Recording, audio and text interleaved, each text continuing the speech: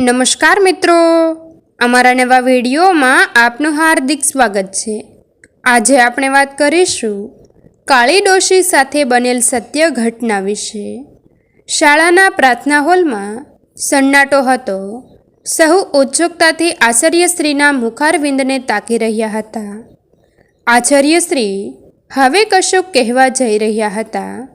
વિધાનસભાની ચૂંટણી હમણાં જ પૂરી થઈ હતી અને એની સ્પષ્ટ અસર આચાર્ય પર વર્તાતી હતી અને આચાર્યએ શરૂ કર્યું, શાળાના સ્ટાફના ભાઈઓ અને બહેનો, ભારતનું ભવિષ્ય એવા તેજસ્વી તારલાઓ, તમે સહુ જાણો છો કે દર વર્ષે ગુણોત્સવ આવે છે અને એમાં પ્રવાસના પૂરા 5 ગુણ હોય છે। એટલે જ દર વર્ષે આપણે પ્રવાસ કરવો પડે છે। એટલે જ આ વખતે પણ પ્રવાસનું આયોજન કર્યું છે। પ્રવાસમાં ઘણું બધું જાણવા જેવું હોય, જોવા જેવું હોય, લેવા જેવું હોય, પણ શિક્ષણમાં પ્રવાસનું ખૂબ જ મહત્ત્વ છે। એટલે જ તો આપણામાં કહેવત છે, ફરે તે છરે, બાંધ્યો ભૂખે મરે। આ વખતનો આપણો પ્રવાસ દક્ષિણ ગુજરાતનો છે। એમાં વડતાલ, ડાકોર, ગળતેશ્વર, ફાગવેલ, મીનાવાડા, પાવાગઢ, સરદાર સરોવર, કબીરવડ, વડોદરા અને પોઈચા ધામ છે। 3 રાત અને 3 દિવસમાં આ બધું પૂરું થઈ જશે। આવતા શનિવારે જવાનું છે। જેને આવવાનું હોય એ એના વર્ગ શિક્ષક પાસે નામ લખાવી દે। 1200 રૂપિયા ફી છે। તમારા મા બાપને પૂછી જોજો। પ્રવાસ ફરજિયાત નથી, તમારા મા બાપ કહે તો જ આવવાનું છે। સગવડ હોય તો જ આવવાનું છે। આમ તો તમારા મા બાપ સગવડવાળા જ છે। એ બીડી ફૂંકવાનું અને ખોટા ખર્ચા બંધ કરી દે એટલે 1 મહિનાનો પ્રવાસની ફી નીકળી જાય। પણ એ બધો તમારો પ્રોબ્લેમ છે। કોઈએ ઘરે જઈને ખોટા ધમપસાડા નથી કરવાના, ઝઘડા નથી કરવાના। તમારા મા બાપ સહમત હોય તો જ, બાકી અમે પરાણે પ્રવાસમાં નથી લઈ જતા। કોઈ ઘરે જઈને એમ ના કહે કે અમારા સાહેબે ફરજિયાત આવવાનું કીધું છે। જો કોઈએ અમારું નામ વટાવ્યું છે તો પછી એનું આવી બન્યું છે એ વાત નક્કી છે। આચાર્યશ્રીએ પ્રેરક પ્રવચન પૂર્યું કર્યું અને બાળકોએ તાળીઓનો ગડગડાટ કર્યો। ધોરણ 6માં ભણતી ચકોડીની આંખો ચમકી ઉઠી। 2 વર્ષથી તો એના દાદીમાં કહેતા હતા કે બેટા, તું હજુ નાની છો, 6ઠ્ઠા ધોરણમાં આવીશ ને ત્યારે તને જરૂરથી જવા દઈશ। પ્રવાસની વાત સાંભળીને ચકુડી અંદરથી હરખાઈ ગઈ। ઘરે જઈને એને પોતાની દાદીમાં કાળી ડોશીને વાત કરી, મામા, અમારે આવતા શનિવારે પ્રવાસમાં જવાનું છે। 3 દિવસ અને 3 રાત, 1200 રૂપિયા ભરવાના છે। હેમાં તમે ભરી દેશો ને 1200 રૂપિયા? હું 1 રૂપિયોય નહીં વાપરું માં, અને દિવાળીની મોસમમાં આપણે આ વખતે હું પણ તમારી સાથે મજૂરીએ આવીશ ને માં, એટલે 1200 રૂપિયા તમને વાળી દઈશ। પણ માં, ના નો પાડતા હો, મારા રૂમની બધી જ છોકરીઓ જાય છે। દીપલી, કાતુડી, હેમલી, રાહી, અર્ચના, ભગુડી, જનુડી, રાધલી, રમુ અને કમુડી, એ 3 બહેનો આવે છે। ફી ભરી દેશો ને માં? કાળીમાના ખોળામાં ચકુડીએ હરખાઈને વાત કરી, જોઈએ છીએ, લગભગ તો મેળ પડી જશે તો તને જવા દઈશ। હાલ્ય હવે તું ઝટપટ હાથ ધોઈ લે અને લે આ દાતરડું, થોડા બાવળિયાના કરગઠિયા કાપી લાવ્યો, ત્યાં સુધીમાં હું ઘરનું કામ પતાવી લઉં। ચકુડીને દાતરડું આપીને કાળી ડોશી ઘરકામમાં વળગ્યા। જેવી ચકુડી ગઈ કે તરત જ કાળી ડોશીની આંખમાંથી બોર બોર જેવડા આંસુડા પડ્યા.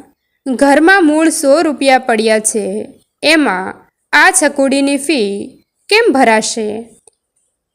એણે દિવાલ પર ટીંગાયેલા પોતાના ધણી પાતા ભાભાના ફોટા તરફ જોયું. કાળી ડોશીને લાગ્યું કે પાતા ભાભાનો ફોટો એમ કહે છે કે બધું થઈ રહેશે, તું ખોટી ચિંતા કર્યમાં. કાળી ડોશી ગામ આખામાં પ્રખ્યાત હતા, હવે તો કર રહ્યા નથી. બાકી ગામ આખાની સુવાવડ આ ડોશીએ કરાવેલી. એક જમાનામાં આ પંથકના ગામડામાં કાળી ડોશી અને પાતા ભાભાનું નામ હતું. પાતા ભાભાનો ધંધો શાક બકાલાનો અને ફળફળાદીનો અને કાળી ડોશીનો ડિલિવરી કરાવવાનો.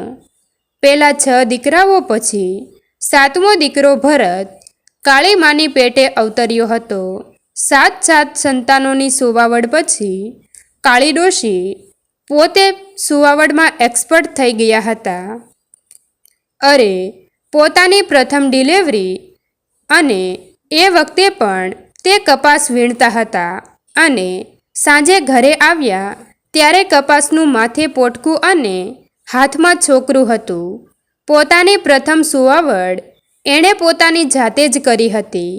ડિલિવરી વિશે એને એટલું બધું જ્ઞાન આવી ગયું હતું કે સરકારી દવાખાનામાં પણ ક્યારેક કોમ્પ્લિકેટેડ કેસ હોય ને ત્યારે સ્પેશિયલ એમ્બ્યુલન્સ કાળી ડોશીને બોલાવવા આવતી. પહેલાં તો કાળી માસી તરીકે જ ઓળખાતા હતા. છેલ્લા 10 વર્ષે કાળની થાપોટો જેવી એવી લાગી કે એ કાળી માસીમાંથી એકાએક કાળી ડોશી થઈ ગયા. 6 દીકરીઓના લગ્ન કર્યા પછી એકના એક દીકરાને પરણાવ્યો અને પાતા ભાભા અવસાન પામ્યા. ભરત અને એની વહુ અંજુ અને કાળીમાં 3 જ વધ્યા. 6 બહેન પછી જન્મેલ 7મો ભાઈ એટલે છાગલો તો હોય જ ને. જ્યાં છાગલાઈ હોય ત્યાં લખણ ખોટાઈ અને અપલખણ તો આવે જ. છાગલાઈ એ અપલખણનું પ્રવેશ દ્વાર છે. બહુ જ નાની ઉંમરે જ ભરતે ભરપૂર પીવાનું શરૂ કરી દીધેલું. ખાવાનું તો હતું જ, પછી રમવાનો શોખ થયો. પીવે એ જ જીવે એ એનો જીવન મંત્ર બની ગયો હતો. પાતા ભાભા અને કાળી ડોશીની વેલ્યુ સારી એ પંથકમાં એટલે ભરત પરણી પણ ગયો. પણ પાતા ભાભાની ગેરહાજરીમાં એ બગડીને બેહાલ થઈ ગયો. એની પત્ની અંજુએ એને વારવારનો ઘણો પ્રયત્ન કર્યો, પણ અમુક એન્જિન ઉપરથી જ એવા આવે કે એનામાં જન્મજાત વડાઈના વાયરસ અને અપલખણના ડેટા પણ ફિટ થઈ જાય બાય ડિફોલ્ટ. એટલે એને તમે તો શું કોઈ પણ રિમૂવ ના કરી શકે.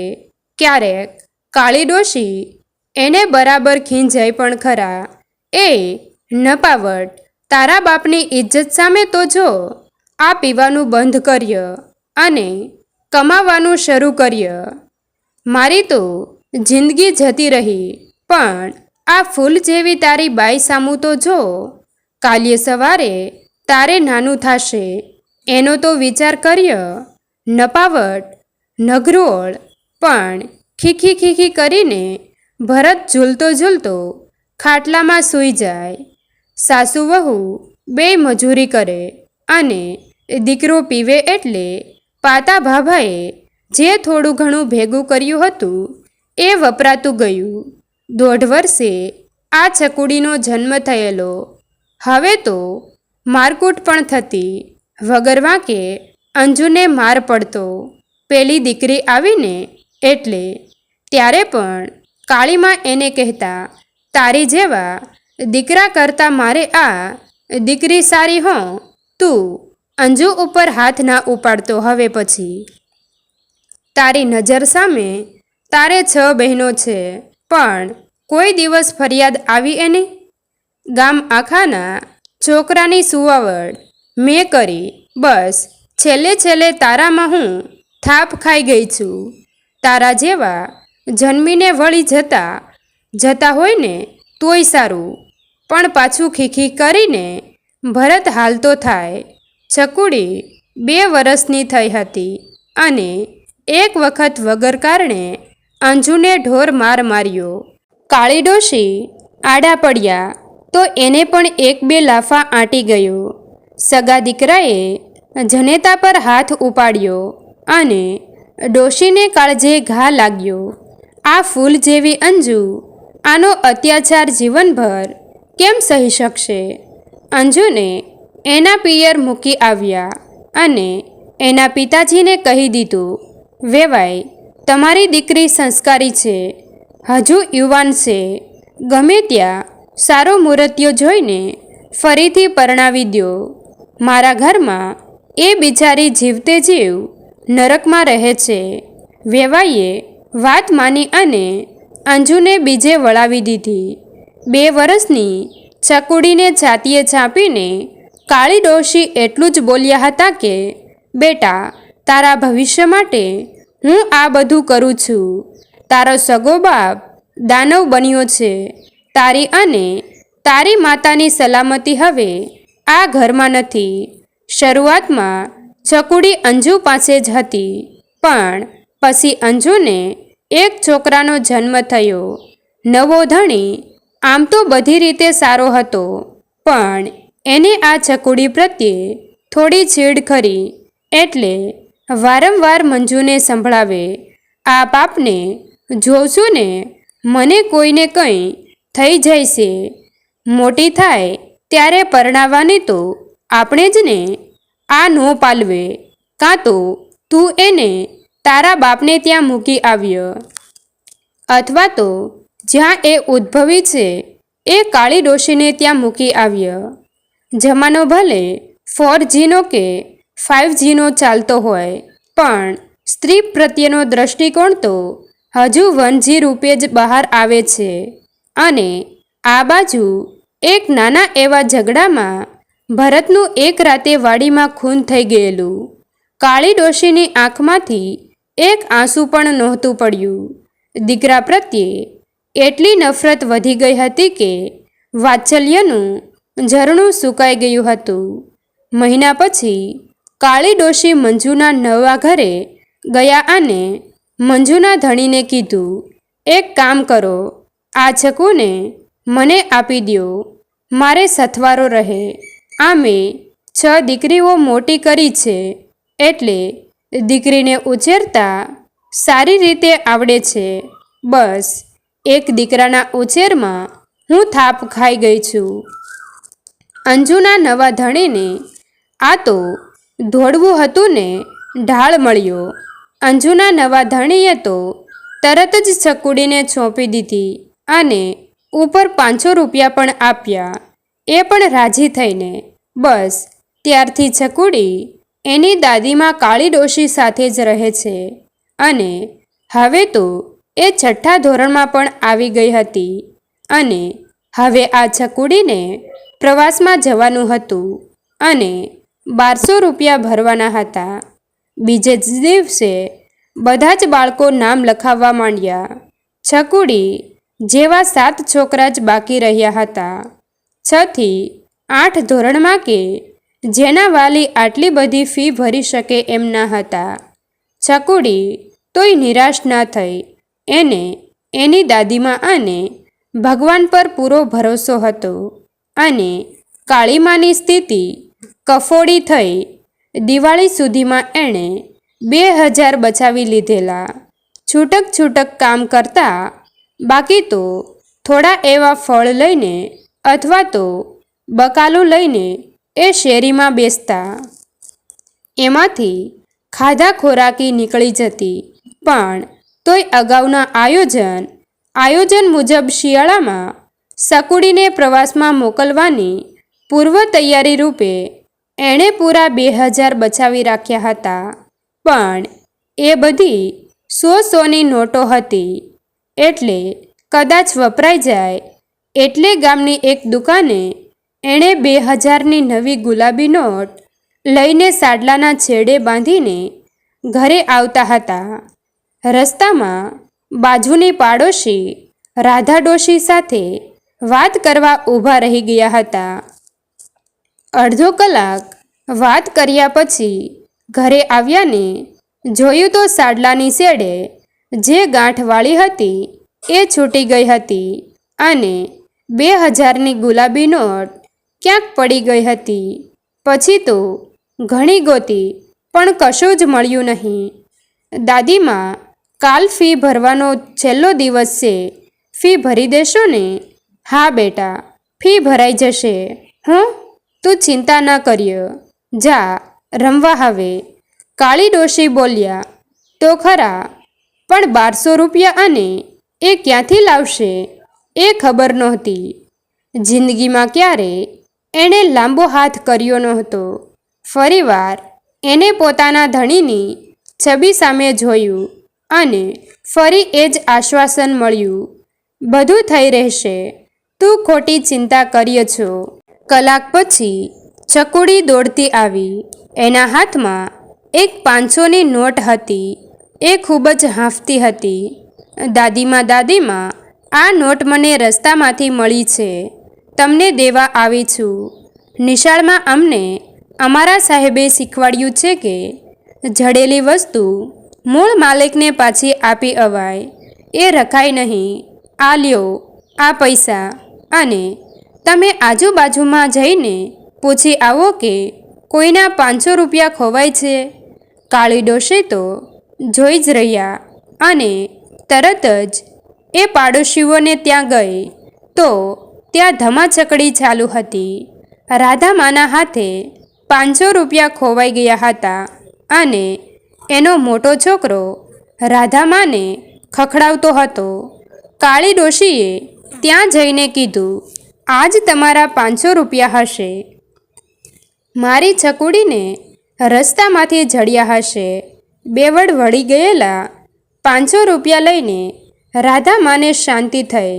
બધાના જીવનમાં જીવ આવ્યો. નીતિનો પૈસો ક્યાંય ન જાય. રાધામાનો મોટો છોકરો જે 500 રૂપિયા માટે સગી માને ખચકાવતો હતો એ જ હવે નીતિનો દીકરો થતો હતો. પછી તો પરાણે રાધામાએ ચા બનાવી અને પીવડાવી. રાધામાના દીકરાની 2 દીકરીઓ પ્રવાસમાં જતી હતી. રાધામાએ કાળી ડોશીની વાત જાણી લીધી કે એની ચકુડી પ્રવાસમાં નહીં જઈ શકે. શાળાના આચાર્ય ગામમાં જ રહેતા હતા. ગામમાં રહેતા આચાર્ય સહુને ગમતા હોય છે. સવારે 8 વાગ્યે રાધામા એ આચાર્ય પાસે જઈને કહ્યું કે સાહેબ, એક વાત કહેવી છે, જો માનો તો. બોલો, શું કહેવું છે? આચાર્ય બોલ્યા, આ 2000 છે, એ ચકુડીની ફીના અને એને વાપરવાના, પણ એ કોણે આપ્યા એ કોઈને નથી કહેવાનું. કાળી ડોશીનો સ્વભાવ હું જાણું છું. એ કોઈની પાસે માગ્યું ક્યારેય ના લે. આમ તો આ એના જ પૈસા છે. દિવાળી ટાણે એની 2000ની નોટ ખોવાઈ ગઈ હતી. તે નોટ મેં જોઈ હતી. પછી એ નોટ પર પગ દબાવીને હું ઊભી રહી ગઈ અને આ એ જ નોટ છે. સાહેબ, એના જ પૈસા છે. પણ અત્યારે હું કહું તો મને શરમ આવે, પણ કાલે મારા 500 રૂપિયા ખોવાઈ ગયેલા ને ચકુડીને જડ્યા. એ પૈસા એની દાદીમાને આપ્યા અને કહ્યું કે નિશાળમાં એવું શીખવાડે છે કે કોઈની જડેલી વસ્તુ ના લેવાય. એ એની જેની હોય એને પાછી આપી દેવાય.